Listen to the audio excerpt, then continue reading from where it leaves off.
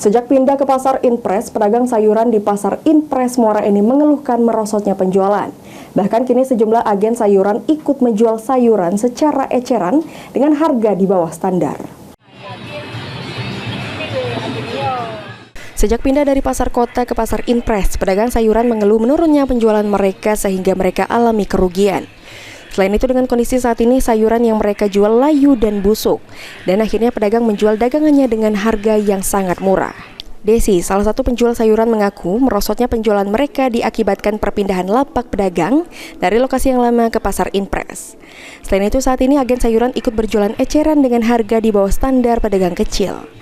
Jika setiap pengagen menjual sayuran mereka dengan harga yang sama, maka pembeli akan berlari membeli sayur ke agen. Sedangkan pedagang kecil kalah dalam penjualan mereka karena tak bisa menjual harga di bawah modal. Penurunan penjualnya terlalu banyak ini lah, numpuk, agen melok juga penjual begitu. Kalau agen sebenarnya kan ngisi baik, jadi tidak usah penjualan juga kayak kita ini. Itu yang nggak masuk ke dia penjual tuh sesuai dia ini ngisi agen.